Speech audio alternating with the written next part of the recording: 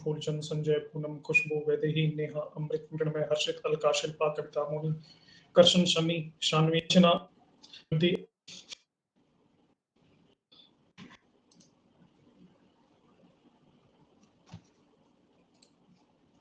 हो गया। धार्मिकता का अर्थ उसने संकीर्णता की बहुत ही सारी कट्टरता के इतिहासकार में मुगल एम्पायर डिक्लाइन था। औरंगजेब की धार्मिक नीति क्या वाकई कट्टरवादी थी और क्या वाकई उसकी कट्टरता के कारण ही मुगल एम्पायर डिक्लाइन को उपलब्ध हुआ? इसके पक्ष में विपक्ष में बहुत सारे तर्क हैं इतिहासकारों में। पक्ष में और विपक्ष में इन तर्कों पे आज हम बात करेंगे। पक्ष में तर्क देने वाले ये कहते हैं कि औरंगजेब भारत में एक राजनीतिक एकता स्थापित करने के प्रयास में था और उसकी जो भी धार्मिक नीतियां हमें दिखती हैं वो उसका शुरू धार्मिक नहीं राजनीतिक था। Okay Phoolchand, welcome. सुबह सुबह जो यूट्यूब क्लास आपकी होती है वो सभी लोग जरूर देखें।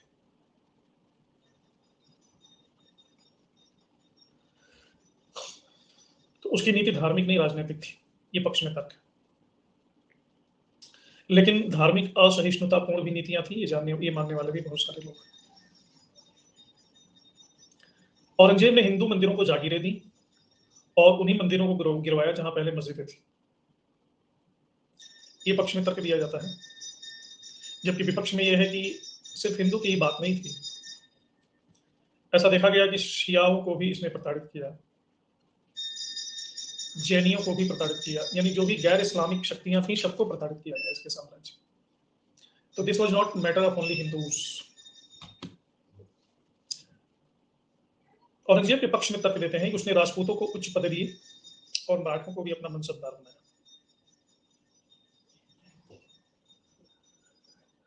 यह भी बात सही है कि राजपूतों को उच्च पद दिए और मराठों को भी अपना मनसबदार बनाया, लेकिन इसका एक पहलू यह भी है कि इसकी धार्मिक संकीर्णता के कारण साम्राज्य के प्रति हिंदू वफादार नहीं रहे, क्योंकि जैसे जैसे इसने जैसे जजिया लगा दिया, तीर्थ यात्रा कर लगा दिया और भी धार्मिक करों को इसने आरोपित किया, तो साम्राज्य के प्रति हिंदू वफादार नहीं रहे, क्योंकि धर्म काफी गहराई से जुड़ा हुआ है लोगों से। पक्ष में तर्क दिया जाता है कि औरंगजेब के शासनकाल में हिंदू मनसबदारों की संख्या सबसे ज्यादा थी। इसका मतलब यह है कि वो हिंदुओं का हिमायती था? नहीं, हिंदू मनसबदारों की संख्या सबसे ज्यादा थी। इसके पीछे कारण है कि भारत में उस समय तक हिंदू बहुसंख्यक थे। पहला कारण तो ये है, और दूसरा कारण ये था कि औरंगजेब के टाइम में मुगल साम्राज्य का विस्तार भी सर्वाधिक था, सबसे व्यापक विस्तार हुआ।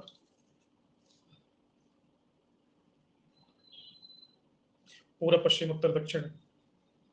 तो जब सबसे व्यापक विस्तार होगा और बहुसंख्यक हिंदू होंगे तो स्वाभाविक है कि हिंदू मनसबदारों की संख्या सबसे ज्यादा हो जाएगी। एक तर्क दिया जाता है कि औरंगजेब ने उच्च पद के लिए धर्म से अधिक योग्यता को महत्व दिया। यह भी बात सही है। धार्मिक आधार पर नियुक्तियां करने का औरंगजेब का कोई उदाहरण नहीं मिलता है। योग्यता के आधार पर पद देने की शुरुआत सबसे पहले की थी मोहम्मद बिन तुगलक ने, और उसी नीति को आगे बढ़ाया गया। इवन औरंगजेब कहा जाए कि अपने रिश्तेदारों को उच्च पद दिया तो यह भी बात सही नहीं है। अपने बेटों बेटियों को तो इसने जेल में डाल दिया। अगर बायस्ड होकर के हिंदू मुस्लिम की बात करें तो अपने पुत्रों को और पुत्रियों को जेल में क्यों डाला? पुत्र तो इसी के धर्म के थे। पत्नी को भी जेल में डाल दिया। एटलीस्ट पत्नी को जेल में कोई डाल भी सकता है, चलो, सारा जग दुखी है पत्नियों से, लेकिन बेटे को क्यों जेल में डाला? बेटे को नहीं कोई डालता। एक बेटी तो जयमुन्निसा जेल में ही मर गई। तो अगर ये बात सही, अकबर विद्रोही पुत्र उसका, अकबर को भी दंड देने के लिए इसने दौड़ाया और अकबर फारस में जाकर के दम तोड़ दिया।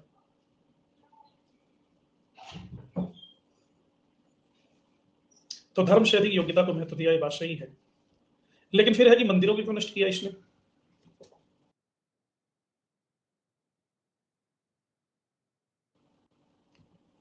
और हिंदुओं पर जजिया क्यों लगाया? ये दोनों बातें। औरंगजेब ने वीर सिंह बुंदेला के मंदिर को इसलिए नष्ट किया क्योंकि अबुल फजल की हत्या के बाद मिले धन से बनवाया गया था। इसके अलावा औरंगजेब ने उज्जैन के महाकाल मंदिर, चित्रकूट के मंदिर, इलाहाबाद के अनेक मंदिरों को अनुदान दिया। अनुदान यानी ग्रांट।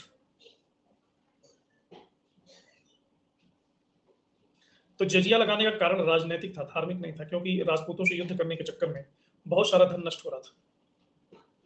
तो उस धन को रिस्टोर करने के लिए जजिया लगाया गया। दक्षिण में इसने जजिया की वसूली बंद करवा दी थी।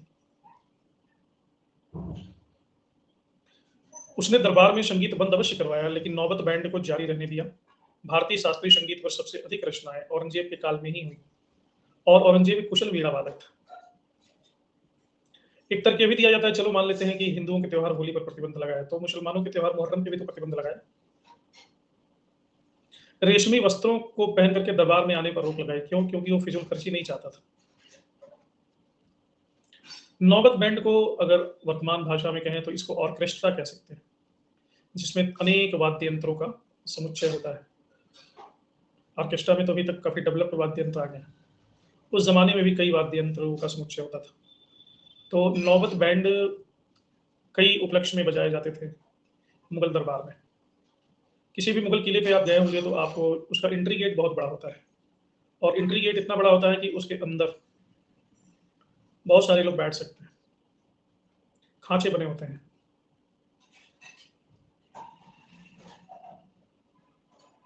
वहां पे नौबत ग्रुप बैठा रहता था। अच्छा, ब्लैंक स्लाइड से समझ, मैं तो ऐसे ही भूल गया था, चलो ऐसे ही समझा देता। तो जब बादशाह महल में प्रवेश करते थे अपने लाव लश्कर के साथ, तो बादशाह के लिए एक विशेष प्रकार की धुन बजाई जाती थी। ये धुन सभी के लिए नहीं बजाई जाती थी,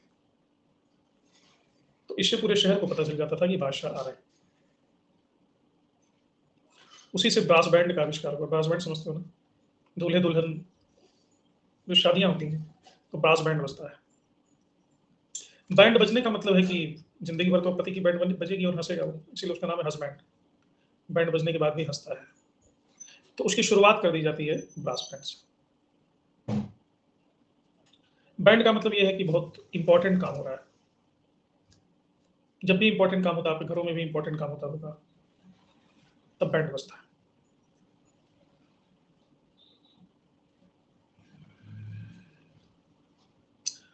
तो और ये पक्ष मतलब औरंगजेब के पक्ष में।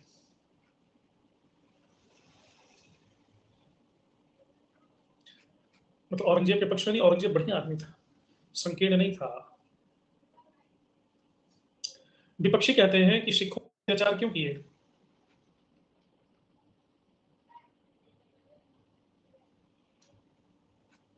सिखों पर इतने अत्याचार क्यों किए उन्होंने? यानी कट्टर था। पक्षधर कहते हैं कि देखो, किसी भी राष्ट्र पर, किसी भी भूखंड पर अगर अधिकार करना हो तो सांस्कृतिक, जिसे कहते हैं कल्चरल सुप्रीमेसी,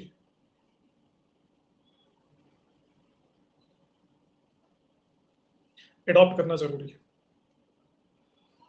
इस्लाम जब भारत में पनप रहा था उस समय सिखिज्म भी पैदा हुआ, बाबर के टाइम, बाबर से थोड़ा पहले लोधियों के टाइम।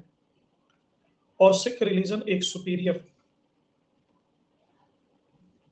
रिलीजियस सेटअप का ऑप्शन लेकर के आया।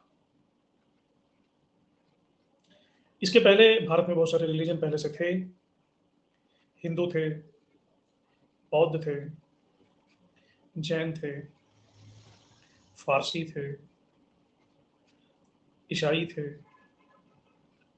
इन सारे स्टेब्लिश्ड रिलीजन से इतनी पीड़ा नहीं हुई मुसलमान औरंगजेब को। पीड़ा इनको हो गई बहुत ज्यादा सिखिज्म से, क्योंकि सिखिज्म खरी खरी बात कहते थे, सिख गुरु खरी खरी बात कहते थे। इन्हें कहा गया खालसा, इनके ट्रुप को, इनके पंथ को। खालसा का मतलब होता है कि जो खालिश बात करे, जो प्योर बात करे, शुद्ध बात करे, जिनकी बातों में शुद्धि हो, शुद्धता। तो इनसे बड़ी चैलेंज क्रिएट हुई। जब जीवित सदगुरु होता है किसी रिलीजन में, तो उस रिलीजन में आग होती है, और बहुत तेजी से डोमिनेट किया। ये सबसे फर्टाइल रीजन था ये सारा, ये रीजन सिखिज्म बहुत तेजी से फैल गया। विद इन 100 ईयर लाखों करोड़ों लोग सिख बन गए। सिख गुरुओं ने इनको झूठा बादशाह कहना शुरू कर दिया, मुगलों को। तो सीधे तो नहीं कहते थे कि तुम झूठे बादशाह हो। गुरु अर्जुन देव ने कहना शुरू कर दिया कि मैं हूं सच्चा बादशाह।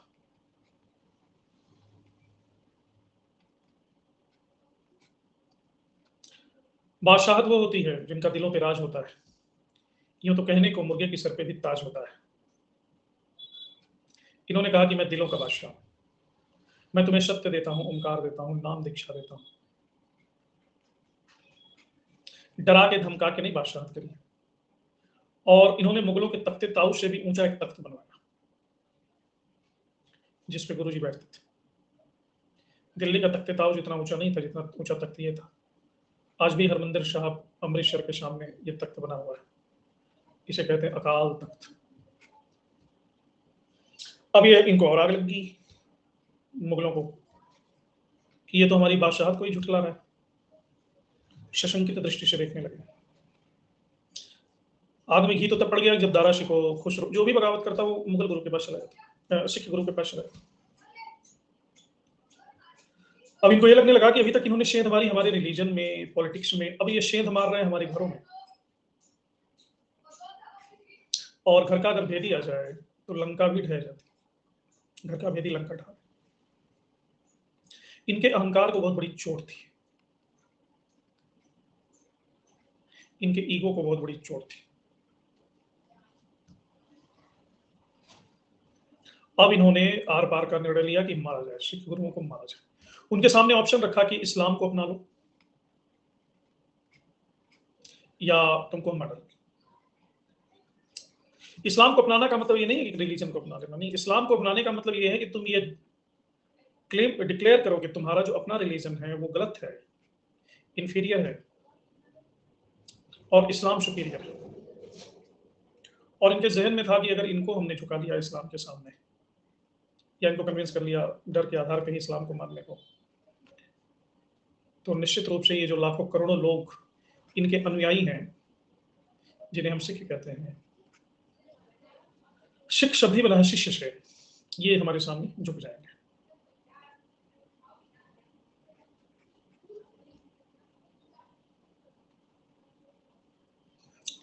कल्चरल सुप्रीमेसी एक शासक के लिए बहुत जरूरी है। Religious supremacy, cultural supremacy. सिर्फ पॉलिटिकल सुप्रीमेसी से काम नहीं चलता है। पॉलिटिकल सुप्रीमेसी में हमेशा एक बल की आवश्यकता होती है, दमन की आवश्यकता होती है। लेकिन जब आप कल्चरली उसको कन्विंस कर देते हैं, रिलीजियसली उसको कन्विंस कर देते हैं, उसके फेथ में जगह बना लेते हैं, फिर आपको ज्यादा मेहनत नहीं करनी पड़ती। फिर तो जुम्मे की नमाज होगी, सभी आएंगे क्योंकि सभी मुसलमान हैं। और खुतबे में जब पढ़ा जाएगा कि सल्तनत हिंद बादशाह सलामत औरंगजेब, फिर वो बादशाह सलामत को भी सुनेंगे।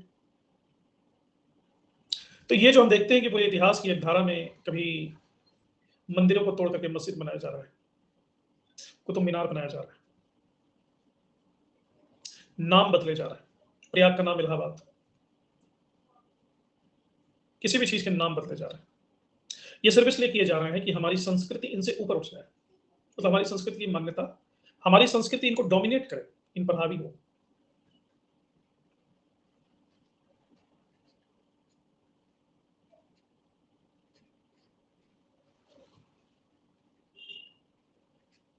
डोमिनेट करे। और जब राजनीति भी डोमिनेट, राजनीति तो डोमिनेट करती है बलपूर्वक, संस्कृति डोमिनेट करती है कन्विंस करके, बलपूर्वक नहीं। जब संस्कृति भी डोमिनेट कर लेती है तो ही असली बादशाहत उपलब्ध होती है, तो ही वहां की पब्लिक रोबोट बन जाती है, ऑटोमेटिकली चलने लगती है। ऐसा भारत में पहले कभी नहीं हुआ था। भारत में इसके पहले भी आक्रमणकारी आए, हिंद यवन, शक, कुषाण, पहलव, हूण, लेकिन इंडिया की कल्चर ने उनको इम्बाइब कर लिया। इंडियन रिलीजन एंड कल्चर ने उनको एब्जॉर्ब कर लिया अपने अंदर। उनके कल्चर को इंफीरियर कहना नहीं पड़ा, वो इंफीरियर था। और मुगलों में भी जैसे अकबर आया, अकबर ने कल्चरल डोमिनेंस की बात नहीं की, अकबर ने फ्यूजन की बात की। हमारा जो अच्छा हो, तुम्हारा जो अच्छा हो, दोनों लोग मिलकर के एक हो जाएं और एक बेटर वर्जन लाएं, एक बेटर सॉफ्टवेयर लाएं। तो उसने एक ऑप्शन प्रोवाइड किया, ये झगड़ा ही खत्म कर दो कि तुम्हारा बढ़िया कि हमारा बढ़िया। कहता दोनों खराब। अपडेटेड वर्जन सॉफ्टवेयर आएगा, दीन इलाही इंट्रोड्यूस किया। इस पर वो भी चलता था, तो मोहम्मद बिन तुगलक भी एक कोशिश में था, लेकिन उसको आइडिया आया नहीं, टर्मोइल में फंस गया। जैसे आप कभी कभी कंप्यूटर को अपडेट करते हैं, तो विंडोज 10 तो को अपडेट कर रहे हो विंडोज 11 में, तो विंडोज 10 तो कन्वर्ट हो गया, विंडोज 11 अभी इंस्टॉल ही नहीं हुआ, तो बीच में फंक्शन ही गड़बड़ा गई। तो कुतुबुद्दीन ऐबक के टाइम में वही हुआ, फंक्शन ही गड़बड़ा गई, क्योंकि उस समय लाइट ही चली गई बीच में, अनुकूल वातावरण नहीं था। कुतुबुद्दीन ऐबक के बाद हम देखते हैं कि सिकंदर लोदी आता है, तो फिर से विंडोज 10 की तरफ जाता है, कहता है 11 का झगड़ा ही बंद करो, हम 10 ही ठीक है हमारा। वो विंडोज 10 की तरफ जाना शुरू कर दिया था फिरोज शाह तुगलक में ही, लेकिन सिकंदर लोदी 100% वहां तक पहुंच गया, कहा अपग्रेड मुझे करना ही, हमारा पुराना वर्जन ही ठीक था। हमारे पापा को नया मोबाइल मैंने खरीद के दिया, उनका एक पास एक पुराना भी मोबाइल था, पूरा वो 6 दिन यूज करके ना नया मोबाइल फिर मुझे वापस कर दिया। मैं कहा पापा जी क्या हो, तो बड़ा महंगा मोबाइल मैंने खरीद के दिया था आपको, नोट 1 प्लस। उन्होंने कहा हमारा पुराना ही ठीक है, सैमसंग 3000 वाला। मैं क्यों, क्या उसको पता है क्या दबाएंगे तो क्या खुलेगा, इसमें दबाते कुछ और है, खुलता कुछ और है, फोन कहीं और लग जाता, इतना कॉम्प्लिकेटेड है। अब इतनी बुद्धि कौन लगाया उसमें। मैंने कहा ठीक है पापा जी, वाहेगुरु जी का खालसा वाहेगुरु जी की फतेह। ये सिचुएशन है। तो ये जो सिखिज्म और इस्लाम की लड़ाई है, ये सिखिज्म और इस्लाम दो व्यक्तियों की लड़ाई नहीं है, दो विंडोज की लड़ाई है, दो कल्चरल सेटअप की लड़ाई है। जो कल्चरल सेटअप फिक्स हो जाएगा फिर मुसलमानों का काम आसान हो जाएगा। अगर इस्लाम की सुप्रीमेसी हो जाती है इंडिया में तो इनका काम आसान है।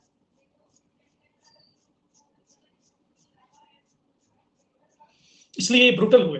गुरु गोविंद सिंह के 4 बच्चों की हत्या की गई। जिस हद तक ब्रूटैलिटी हो सकती है वहां तक ये गए। हमें भी लगता है कि ज्यादा ही ये ब्रूटल हो रहे हैं। छोटे छोटे बच्चों को दीवार में चुनवा रहे हैं, किसी को आरी से काट रहे हैं बीच से, किसी को कड़ाहे में पकौड़े की तरफ फ्राई कर रहे हैं। गुरु अर्जुन देव के बारे में तो यहाँ पंजाब में कहानियां चलती हैं कि उनको बिठा करके गर्म रेत करके ना उनके ऊपर गर्म रेत से ढक दिया गया, उनके पूरे शरीर में फफोले आ गए थे जल के। बंदा बैरागी के बेटे के कलेजे को निकाल करके लक्ष्मण दास के और बंदा बैरागी के मुंह में डाला गया। ऐसी कहीं मिसाल नहीं मिलती पूरे इतिहास में। पढ़ते तो हमें लगता है कुछ ज्यादा ही हो रहा है, ये तो एकदम हॉरर फिल्म चल रही है, इतना क्या जरूरत है। ठीक है, उसको नहीं मुसलमान बनना है, नहीं इस्लाम कबूल करना है, इट्स ओके, छोड़ दो, 2-4 झापड़ मार दिए, इंसल्ट कर दिए, लेकिन ये तो ब्रुटैलिटी की हाइट है। ओके ना। तो मुझे भी आश्चर्य, लेकिन फिर हमने इस पर रिसर्च किया, ये बात सिर्फ रिलीजन की नहीं है। नो, अगर रिलीजन का सबसे बड़ा आदमी इस्लाम कबूल कर लेता है तो उसके पीछे करोड़ों अरबों लोग इस्लाम कबूल करेंगे। अल्टीमेटली ये बात है आपकी संस्कृति को ऊपर उठाने की, वैलिडिटी की बात। फिर वो वैलिड हो जाएगा। फिर इस्लाम के नाम पे कुछ भी करो, उस पर्टिकुलर रिलीजन के नाम पे कुछ भी करो। कुरान में ये लिखा है, हदीस में वो लिखा है, शरीयत में वो लिखा, उलेमा ही करते रहे, इनको तोड़ो, उनको काटो, उनको मारो, फिर वो उस पर इफ और बट नहीं होगा। एक बार आप उस कल्चरल सेटअप में इंटर कर गए तो फिर इफ और बट नहीं कर सकते। एक जैसे होता है ना, क्रिकेट का प्लेयर जो होता है, क्रिकेट खेला होगा, कोई भी गेम खेला होगा, उस गेम में एंटर कर गए, फिर आप ये नहीं कह सकते कि 6 बॉल का ही ओवर क्यों होता है, मैं तो 7 बॉल का मारूंगा ओवर, मैं तो 10 बॉल का ओवर मारूंगा। क्योंकि एक बार आपने एक्सेप्ट कर लिया तो फिर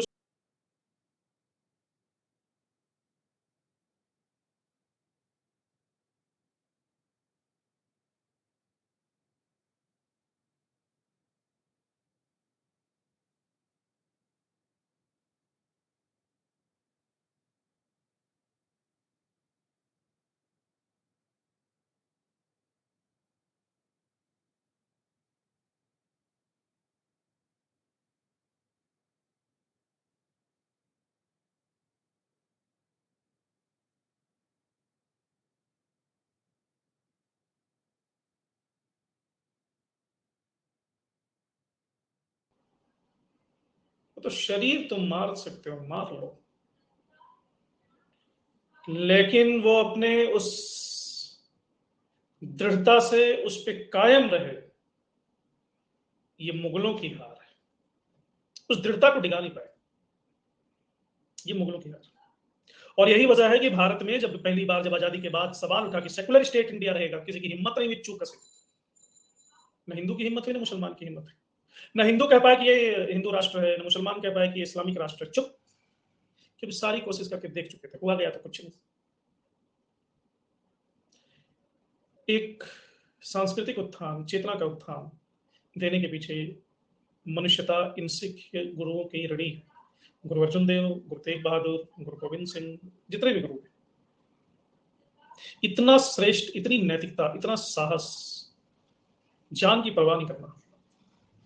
और बलिदान, बलिदान किताबों में हम बहुत पढ़े होंगे, लेकिन बलिदान जब आपकी बारी आएगी बलिदान की ना, उस समय पता होता है कि बलिदान का मतलब क्या होता है। बड़ी कुर्बानियां दी, बड़ी कुर्बानियां दी, फांसी पे लटक गई, ये हो गया, वो हो गया। जब आपका नंबर आएगा तब समझ में आएगा कि कुर्बानी कहते हैं किसको है। एक उंगली काट के देखो, एक उंगली इतनी से काट लो और कल्पना करो कि सर कटा जा रहा है, उस समय तो रूह भी कांप जाती है।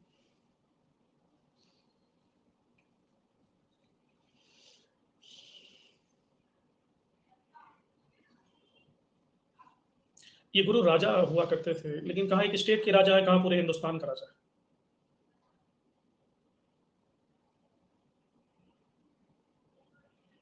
संभाजी की भी की गई। और यही अहंकार शिवाजी का, मतलब यही गौरव शिवाजी का भी औरंगजेब तोड़ नहीं पाया अपने जीते जी। यहां भी कल्चरल सुप्रीमेसी की बात है। शिवाजी ने एक अंदर झंडा लहरा दिया भगवा, उन्होंने हिंदू प्रतिष्ठा की, हिंदुत्व की।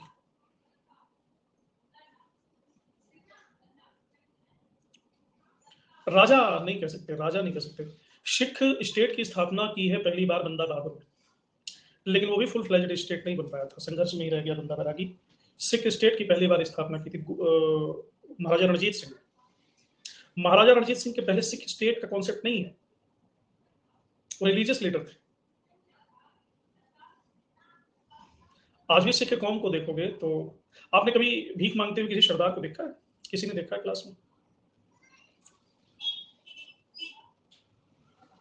आपने कभी खाली बेकार बैठे सरदार को देखा है पगड़ी बांधे हुए? जो भी बहादुरी के काम है वो सरदारों के काम, मुट्ठी भर है लेकिन पूरी दुनिया में हर जगह है। ये जो दृढ़ता आई है उस जाति में, वो दृढ़ता इन गुरुओं के बलिदानों की देन है। नो, बंदा बहादुर वाज, यस, जम्मू राजपूत था वो। कोई खाली बैठ ही नहीं सकता। उनको उनके घर में माँ कहती है कि तू भूल गया, तू भूल गया सारी कुर्बानियां, तू वेला बैठा खाए जा रहा थाली थाली, उठ पुत्र उठ, कुछ करो, लड़ मर,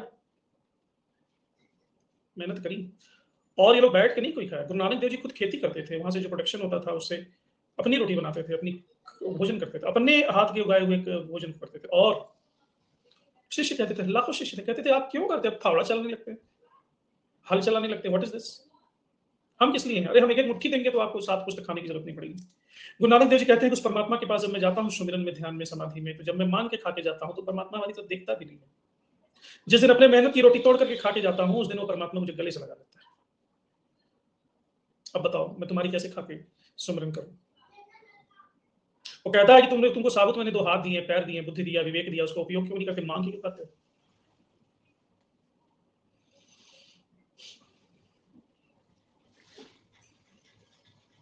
लाखों नहीं करोड़ों लंगर बंद ही नहीं हुए जब से, और कभी कमी नहीं होती लंगर में।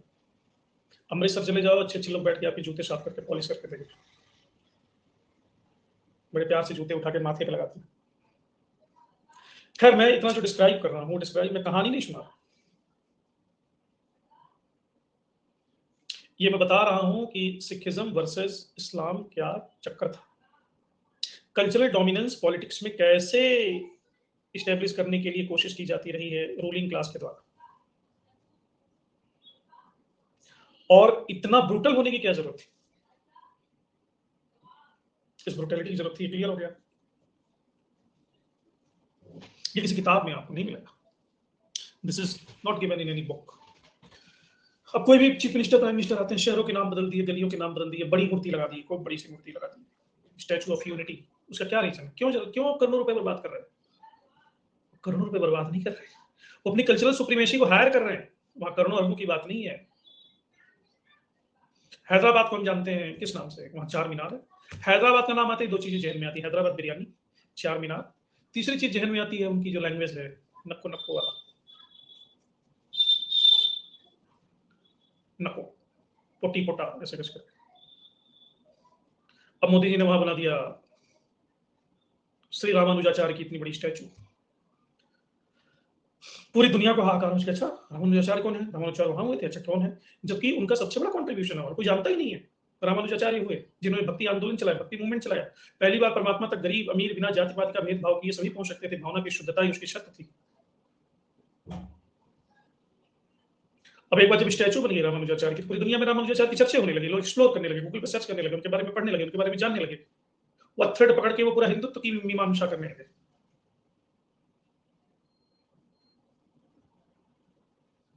तो इसे कहते हैं कल्चर। अब हैदराबाद का नाम इसलिए आएगा कि वहां वो रामानुजाचार्य की स्टैचू है। उन्होंने चार मीनार को गिराया नहीं, लेकिन फोकस ऑफ डिस्कोर्स को चेंज कर दिया। भारत में भारतीय संस्कृति आगे आनी चाहिए, क्यों नहीं आनी चाहिए? भारत में गंगा जमुनी तहजीब आगे आनी चाहिए। अभी आप मिडिवल के बारे में पढ़ोगे, सिर्फ मुगलों के बारे में पढ़ते हो, कुतुब मीनार है तो ताजमहल है तो, और कुछ नहीं था मिडिवल में। राजस्थान में इतने बहुमूल्य मंदिर है, इतने बेहतरीन मंदिर है, दक्षिण भारत में चोल, होयसल, इनके द्वारा बनाए गए इतने बेहतरीन आर्किटेक्चर है, उनके बारे में पढ़ाया ही नहीं जाता। अभी RRR मूवी आई है तो पता चला है कि ये दो इतने महान क्रांतिकारी थे, राजू।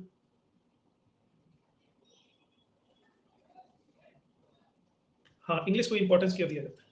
अंग्रेजों ने, सेम इशू वाज देयर, उनके पास कल्चर तो हमसे बेहतर नहीं था, इत्तेफाक से उनके पास लैंग्वेज थोड़ी सी ज्यादा वैज्ञानिक थी,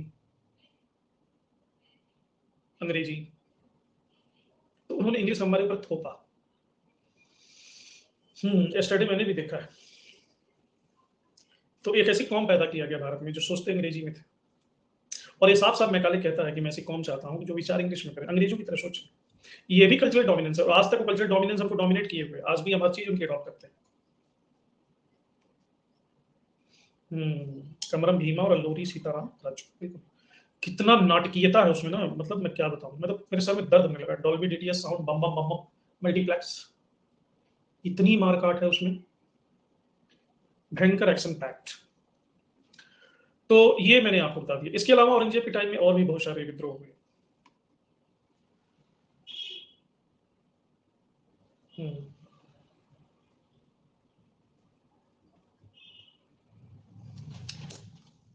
नहीं, अभी जो न्यू एजुकेशन पॉलिसी आपकी आई है उसमें इंग्लिश से अलग हटाने की दिशा में कोशिश किया जा रहा है, रीजनल लैंग्वेज को भी उसमें फोकस किया गया, रीजनल लैंग्वेजेस।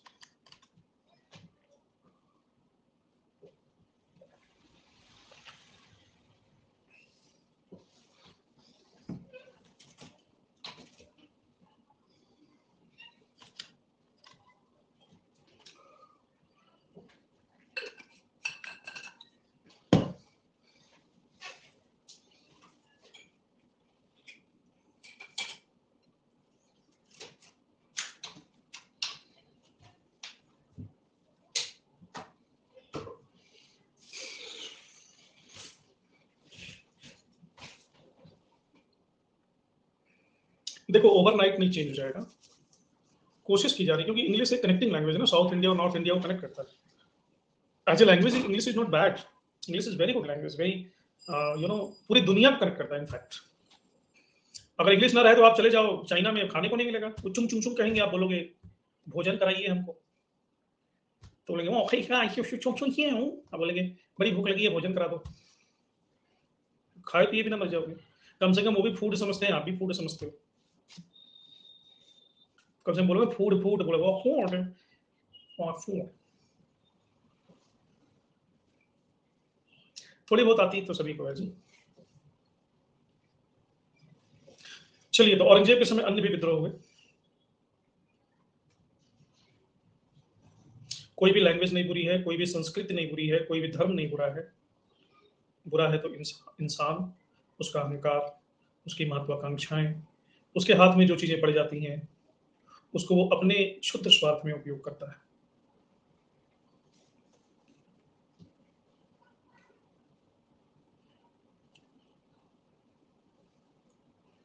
समझ गए। औरंगजेब के समय दूसरा विद्रोह हुआ शहजादा अकबर का।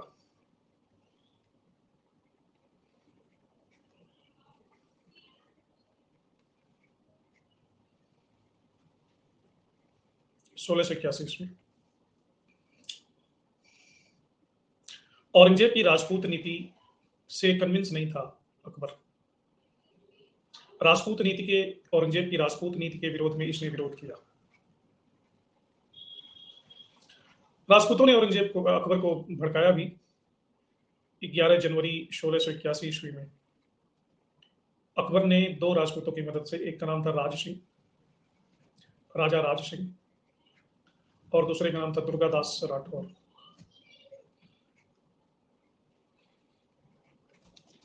इन दोनों की मदद से खुद को बादशाह घोषित कर दिया और राजपूतों से जाना।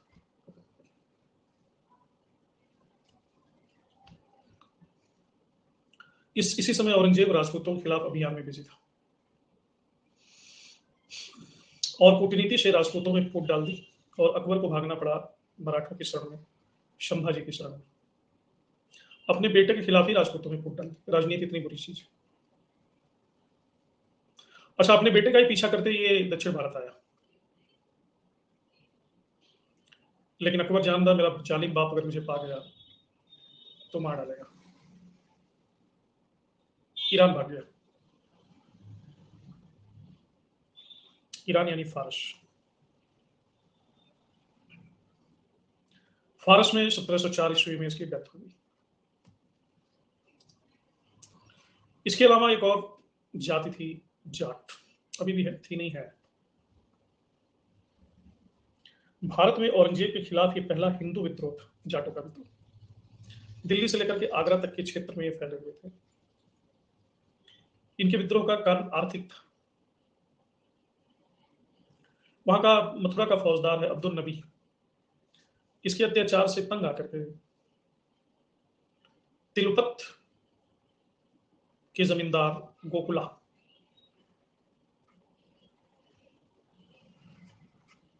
औरंगजेब का बेटा था, के नेतृत्व में जाटों ने विद्रोह कर दिया। अब्दुल नबी की हत्या कर दी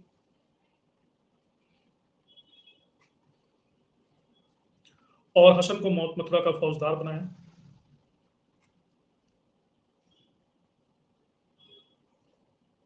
औरंगजेब ने, इस हसन ने गोकुला की हत्या कर दी।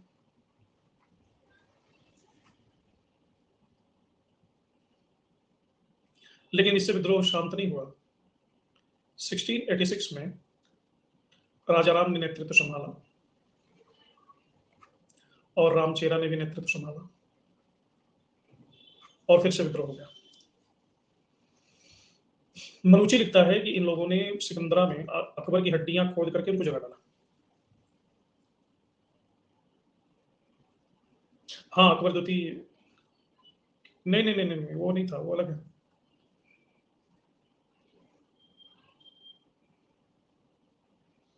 फिर औरंगजेब ने बिशन सिंह को मथिरा का सूबेदार बनाया और इसने जाटों को मारना शुरू किया। राजाराम मारा गया और इसका भतीजा चूड़ामन जाटों का नेता बना। चूड़ामन औरंगजेब से जिंदगी भर लड़ता रहा। औरंगजेब की मृत्यु के बाद इसने भरतपुर में स्वतंत्र जाट राज्य की स्थापना की।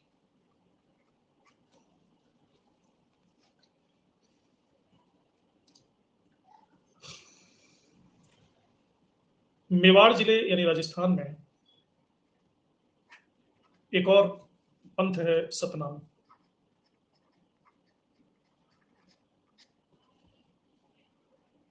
इसकी स्थापना विजेश्वर के योगी वीरभान ने 1543 में की थी। मेवाड़ जिले के पास में खेती और व्यापार करते थे। एकेश्वरवाद को मानते थे।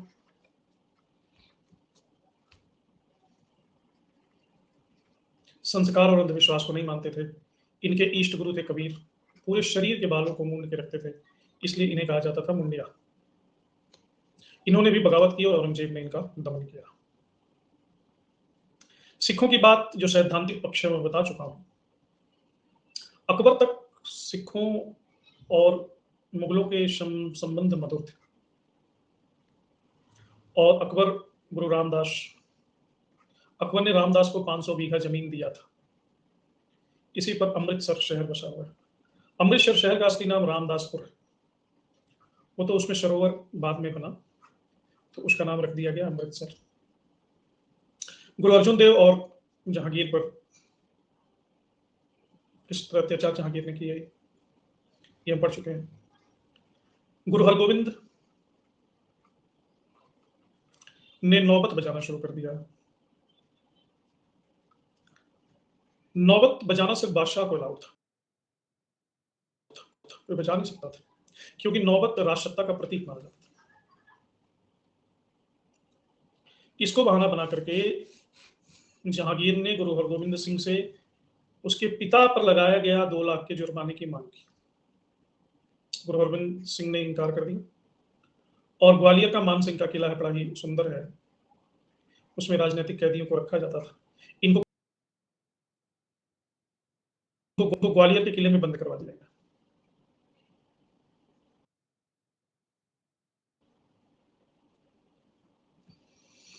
फिर उस किले में कई चमत्कारों के उदाहरण मिलते हैं। एक बार खुद मुगल बादशाह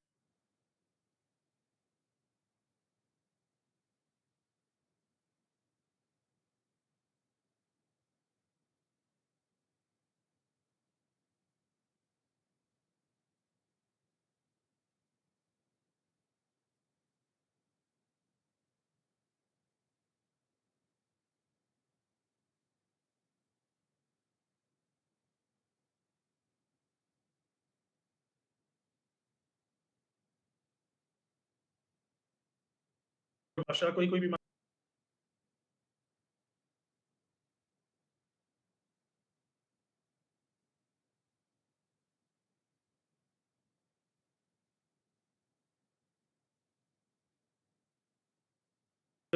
मुगल बादशाह को ही कोई बीमारी होगी। किसी ने कहा कि गुरु हरगोविंद सिंह के हाथ का पानी पी लो, ठीक हो जाओगे। पानी पिया, ठीक हो गया। फिर तो इम्प्रेस हो गया इनसे, कहा कि मैं आपको छोड़ना चाहता हूं, आप तो संत हैं। हरगोविंद सिंह ने कहा कि ऐसा है बेटा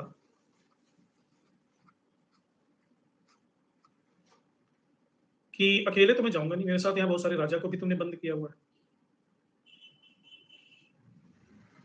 उनको भी छोड़ो। और जितने लगभग 52 राजाओं को कैद किया हुआ था ग्वालियर के किले में, इनको भी छोड़ना पड़ा जहांगीर। इसलिए हरगोविंद सिंह का, गुरु हरगोविंद सिंह का एक नाम ये भी मिलता है, बंदी छोड़ बाबा।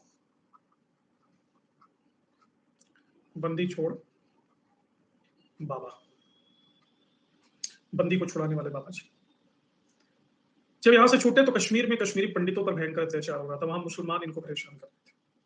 आज भी होता है। कश्मीरी पंडित की फिल्म आई थी, हमने देखा, अभी मैं देख तो नहीं पाया उसको।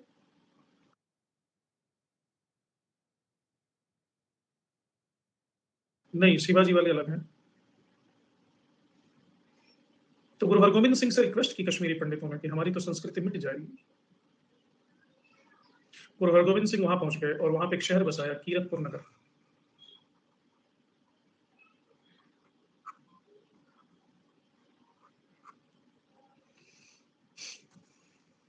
वो वरकरी धरकरी संप्रदाय के हैं, गुरु रामदास अलग। इसके बाद कश्मीरी पंडितों के हक के लिए इन्होंने जिंदगी भर लड़ाई की, उनको प्रोटेक्ट किया। इसके बाद अगले गुरु आते हैं गुरु हर राय, सिखों के 7वें गुरु थे। इन्होंने कहा कि भाई साहब, हमको सुमिरन से मतलब है, इन सब चीजों से मतलब नहीं है, ये सब हम नहीं करेंगे। ध्यान और सिमरन में ही रहते थे।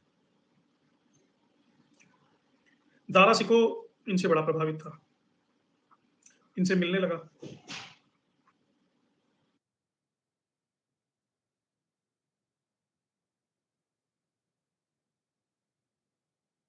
एक मिनट में आता हूं।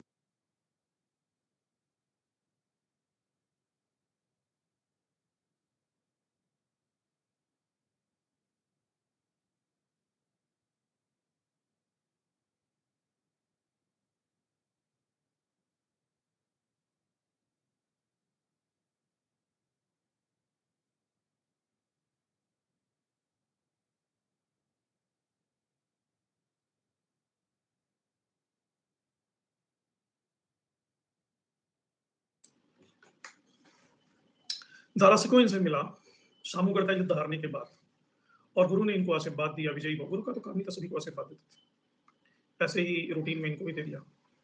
औरंगजेब यहीं पे चढ़ गया। औरंगजेब ने हर्राय को अपने दरबार में बुलाया। हर्राय ने कंसीडर ही नहीं किया, केयर ही नहीं किया। अपने बेटे राम राय को भेज दिया कि जाओ पूछ के आओ क्या बात है, मैं नहीं आऊंगा। राम राय औरंगजेब के दरबार में गए, बोले हाँ जी अंकल जी दसो की चाहिए। गुरु साहिबान तो नहीं आ सकते, नो, बड़े मसरूफ रहते हैं सुमिरन विच समाधि विच, और कुछ करते ही नहीं। खाने के लिए जगाना पैंदा है कि गुरु जी रोटी खा लो। औरंगजेब को बड़ा मजा, अच्छा। तो राम राय औरंगजेब को भागे।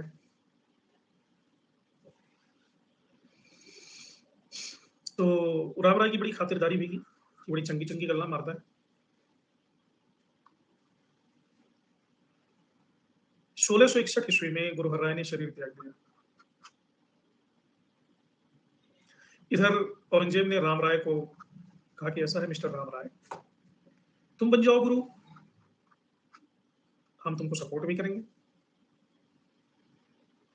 और हम तो ये चाहते हैं कि हमारा बंदा वहां गद्दी पे बैठे खाए पिए मौज करे। क्या बैठ के सुमिरन करते रहते हो, आंख बंद करके बैठे रहते हो, व्हाट इज दिस। अरे एंजॉय करो, घूमो फिरो, पंजाब है, शिमला मनाली कुल्लू मनाली धर्मशाला डलहौजी, आगे पीछे इतनी जगहें हैं, झोपड़ी में बैठे रहते हो, और हम भी सपोर्ट करेंगे, लाख 2 लाख 10 लाख 50 लाख ले जाओ। राम राय तो इनके चक्कर में आ गया। हर राय ने अपने दूसरे बेटे हरकिशन को गुरु घोषित कर दिया। राम राय आए, बोले मैं हूं, मैं गुरु हूं। तो हर राय ने कहा बेटा, ये मुगल बादशाह, मुगल साम्राज्य नहीं है कि वह आपका बड़ा बेटा गुरु बन जाएगा।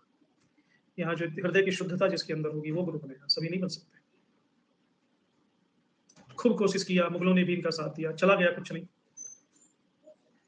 इसने औरंगजेब की सहायता भी मांगी। औरंगजेब ने हरकिशन को दिल्ली बुलवा भेजा कि मेरे बंदे की कुर्सी खराब कर देती। रौला पै गया उत्थे, जब शानू अपॉइंट की सी राम राय ने, तुसी की होते हो गुरु बनने वास्ते, तुसी आओ दिल्ली आओ। हरकिशन को दिल्ली बुलाया, लेकिन पता नहीं क्या हुआ, रास्ते में चेचक फैल गया, चेचक से इनकी मृत्यु हो गई, दिल्ली पहुंच ही नहीं पाए। राम राय तो बड़ा खुश हो गया, औरंगजेब को व्हाट्सएप पे स्माइली भेजने लगा कि काम बन गई सर, लगता है कि मेरा काम बन गया, मैं गुरु बनूंगा। औरंगजेब ने कहा बेटा राम, हाँ स्मॉल चिकन पॉक्स, ये मुगल सिंहासन नहीं है कि खाली होंगे तो आप जाके बैठ जाइए, यहाँ दिलों पर राज करना पड़ता है। तो गुरु बनने का तो ख्याल छोड़ दो, मैंने तुम्हारे जाने के बाद बहुत विचार किया। राम राय ने कहा वेरी गुड अंकल जी, बाप मर गया, भाई मर गया, चाचा ने साथ नहीं दिया, बदला किसका लेगा। हम दोनों घर के रहने घाट के रहे, आप कहते कुछ हो नहीं सकता, पंजाब वाले तो हमको कंसीडर ही नहीं करेंगे गुरु के रूप में, तो हम किधर जाए। ये तो धोखा और दगा टुगेदर दे दिया आपने। औरंगजेब ने कहा कि चिंता ना करो, मैं औरंगजेब हूँ। देहरादून में एक बहुत बड़ी प्रॉपर्टी दे दी राम राय को, कहा जाके वहां रहो देहरादून में। ये देहरादून चले गए। हरकिशन जी के पुत्र हैं गुरु तेग बहादुर, जिनको हरकिशन जी ने अपना उत्तराधिकारी बनाया था। तो इन्होंने अमृतसर को नहीं अपना केंद्र बनाया, मखवाली को अपना केंद्र बनाया। अब औरंगजेब को बड़ी डिस्टर्बेंस, मखवाली थोड़ा दिल्ली के करीब था, कहता था ये तो शांति भंग कर रहे हैं, लोगों को भड़का रहे हैं, लोगों को डरा रहे हैं, धमका रहे हैं, कर रहे हैं, वो कर रहे हैं। तो अंबर के राजा जय सिंह ने औरंगजेब को मनाया, कहा सर आप झूठ में ही पंगे लेते हो। औरंगजेब को मना लिया, औरंगजेब चुप बैठ गया। लेकिन गुरु जी की देखो, इनकी पत्नी थी गुजरी माता, ये गर्भवती थी। माता गुजरी को लेकर के ये पूर्वी भारत के दौरे पर निकल गए।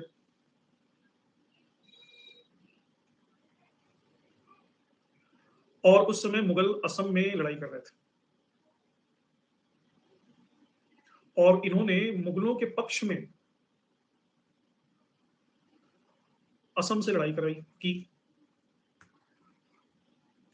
और जय सिंह का बेटा यहाँ मिला राम सिंह, जो मुगलों के पक्ष से लड़ाई कर रहा था, तो ये भी शामिल हो गए। और फाइनली अशमियों और इनके बीच समझौता इन्होंने करवा दिया। तो औरंगजेब भी इनको कंसीडर करने लगा कि काम तो बढ़िया किया गुरुजी ने। औरंगजेब से कहा कि देखो भाई साहब, अब मैं चल रहा हूं पंजाब, वहां जाके रहूंगा, लेकिन डिस्टर्ब ना करियो। औरंगजेब ने कहा बिल्कुल नहीं जी। फिर पंजाब आ गए। पंजाब में तो इनकी लोकप्रियता भयंकर बढ़ गई। रातों रात लाखों लोग इनके शिष्य बनने लगे। अब औरंगजेब को और प्रॉब्लम। औरंगजेब ने कहा इस तरह से देख रहे हैं इसकी इतनी पॉपुलैरिटी बढ़ जाएगी गुरु की कि सेना जुटा करके हमारे ऊपर अटैक कर देगा। लोगों ने सलाह दिया कि इसको बुलाइए, दिल्ली बुलाइए और इस्लाम कबूल करने का हुक्म दीजिए। जो कल्चरल सुप्रीमेसी की मैंने आपसे बात की है वही थी। दिल्ली बुलाया गया, चांदनी चौक में रुके थे। औरंगजेब ने कहलवाया भाई इस्लाम कबूल कर लो। इन्होंने कहा सड़ा। औरंगजेब ने कहा या तो कबूल कर लो या तो मैं तुमको सजाए मौत देता हूं।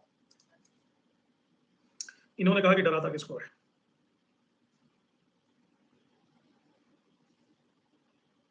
कर्म का धागा पहनने के लिए हम धर्म का धागा नहीं तोड़ते। और शीशगंज गुरुद्वारा भी बना हुआ चांदनी चौक पे, जहां पे गुरु की हत्या करवाई। गुरु तेग बहादुर के उत्तराधिकारी हुए, पटना में पैदा हुए थे गुरु गोविंद सिंह। शीशगंज में सिखों के 10वें और अंतिम गुरु बने। राजा मौली जी जो है, जो डायरेक्टर हैं, उन्होंने लग रहा है सिखों की कहानी सुनी नहीं है, सिख गुरुओं के बहादुर की कहानी। इस पर फिल्म बनाना चाहिए, इन पर।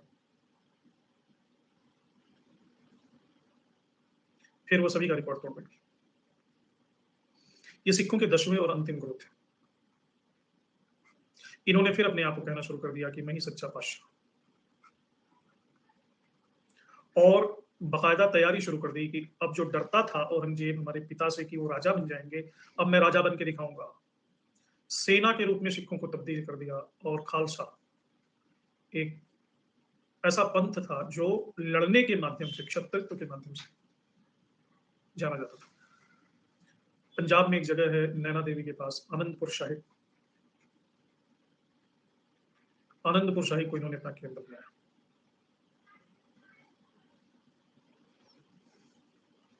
सिखों को एक आइडेंटिटी दी। इनको कहा कि हमेशा 5 पंच कक्के धारण करो, ये तुम्हारी आइडेंटिटी होगी। कड़ा, हाथ में कड़ा पहनो। कृपाण रखो अपने हमेशा सुरक्षा के लिए। लंबे बाल रखो, केश बाल लंबे रखो। कच्छा अंडरवियर पहनो और कंघी रखो। ये पंच कक्के सिर्फ ऊपरी अटायर नहीं है, इनके पीछे गहरा विज्ञान है। सबसे बड़ा विज्ञान तो है इनकी आइडेंटिटी का। ये दूर से ही पहचाने जाने चाहिए कि सिख। और अभी तो गुरुओं का जो बलिदान है इनके पीछे, इनकी थाती है, तो इनको कोई डिगा नहीं सकता। सिख है मतलब इनको कोई मौत का भय देकर के डिगा नहीं सकता।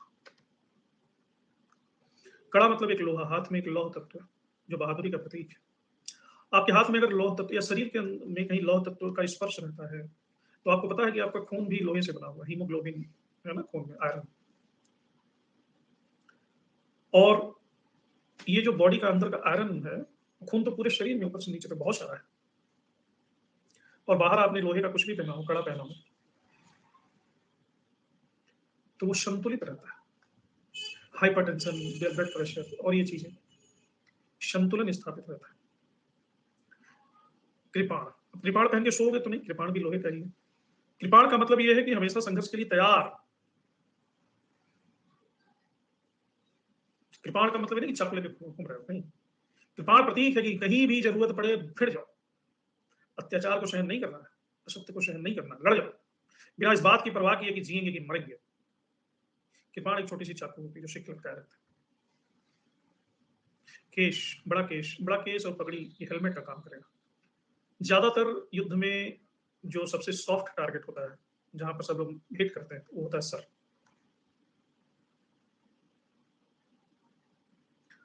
हेलमेट ना पहनने की वजह से सबसे ज्यादा मौतें होती हैं सड़कों पे, एक्सीडेंट में नहीं, हेलमेट ना पहनने की वजह से।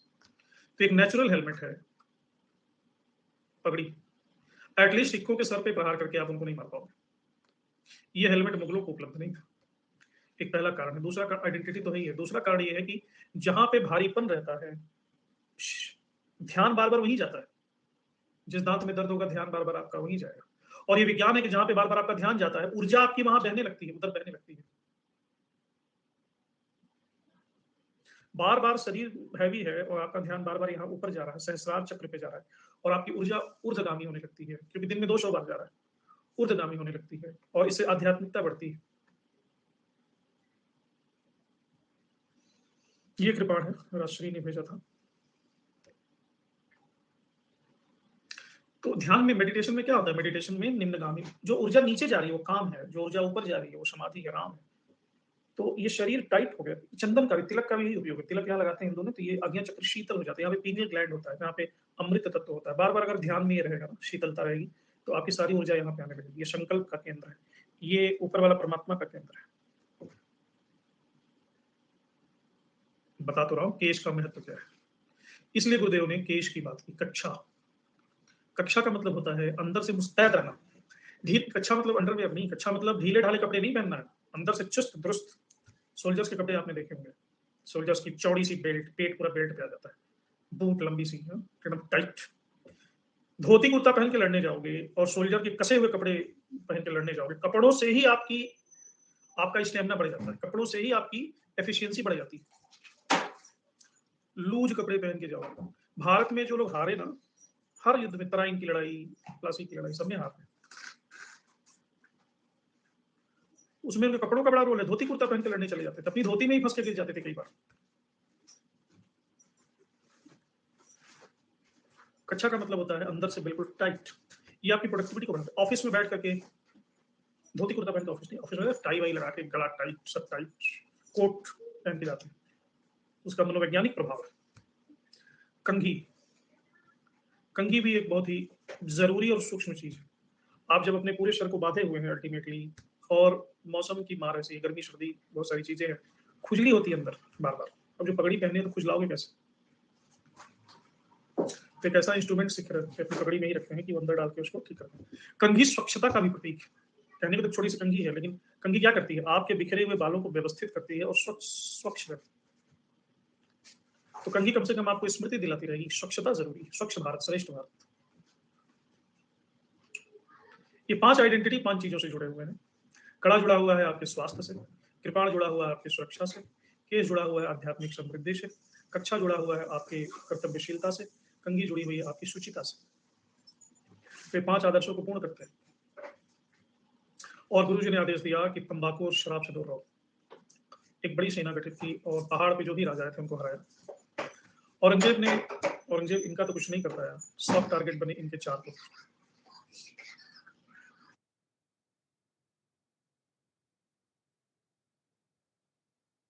चार पुत्रों की हत्या कर दी गई। पुत्र ही मिले। होता ना, कमजोर आदमी मजबूत आदमी को नहीं मार पाता, तो उनके सगे संबंधियों को मार देता है। गुरु गोविंद सिंह ने उनको एक लेटर लिखा कि क्या कायराना हरकत कर रहे हो, क्या घटिया खेल खेल रहे हो, अरे मर्द की औलाद हो, सामने से आके बात करो।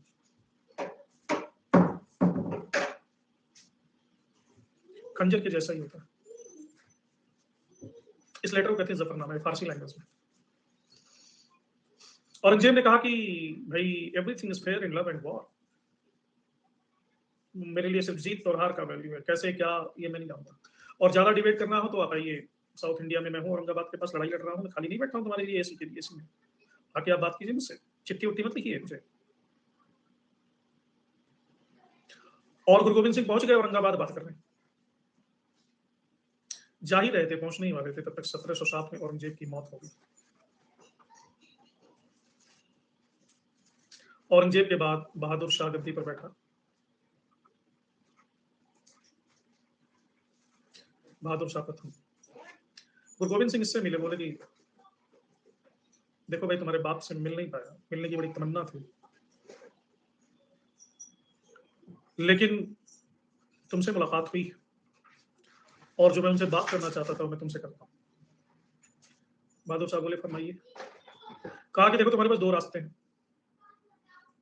लड़ना चाहते हो या शांति से रहना चाहते हो, दोनों में चुन लो। बहादुर शाह कहा, देखिए भाई आप भी अपने बेटे को गंवा चुके हैं, मैं भी अपने पापी बाप को गंवा चुका हूँ, तो शांति से ही रहते हैं, क्या मिला लड़ झगड़ के। और मैं तो आपकी इतनी इज्जत करता हूं, मैं आपको 5,000 का मनसब दे देता हूं, और इसने गुरु को 5,000 का मनसबदार बना दिया।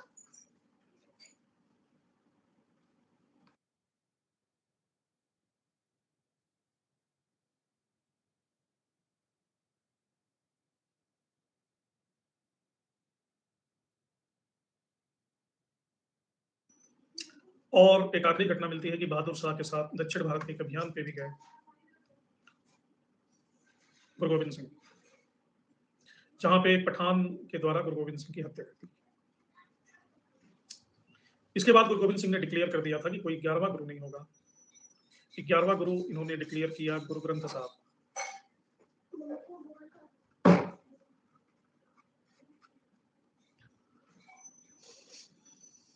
तो यहां तक बात समझ में आई।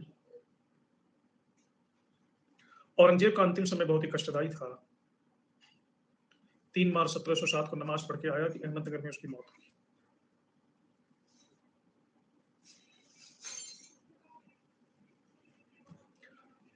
उसके शव को दौलताबाद में खुलदाबाद जगह है, शेख बुरहानुद्दीन गरीब के मजार के प्रांगण में दफनाया गया। इसने अपनी कोई मजार नहीं बनाई थी। इस तरह से इस आतताई का अंत हुआ। देख देख फतह क्या है?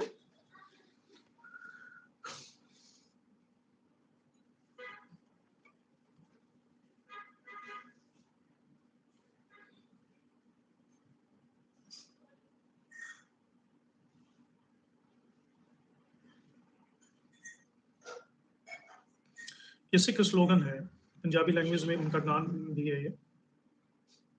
ये बताता है कि एक खालसा के पास दोहरी जिम्मेदारी है कि पहला कमजोरों की रक्षा करना, दूसरा दूसरा उनको भोजन मुहैया कराना। देख देख फतेह।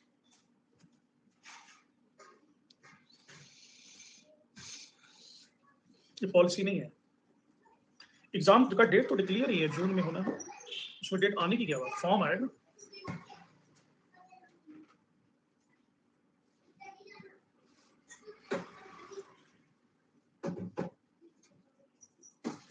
ओके, आज का सेशन अच्छा था।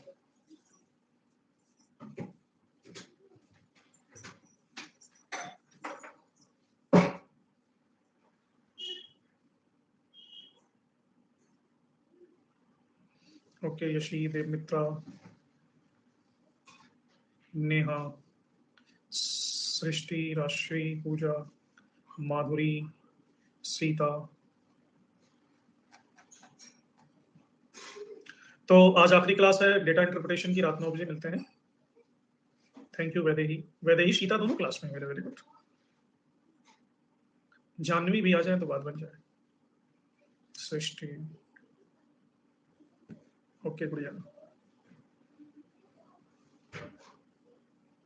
ये माता सीता के नाम है ना, ये जानवी, वैदेही, सीता। सीता तो हमारी आदर्श है। चलिए, तो इस सत्र को यहीं विराम देते हैं, मिलते हैं 9 बजे तक।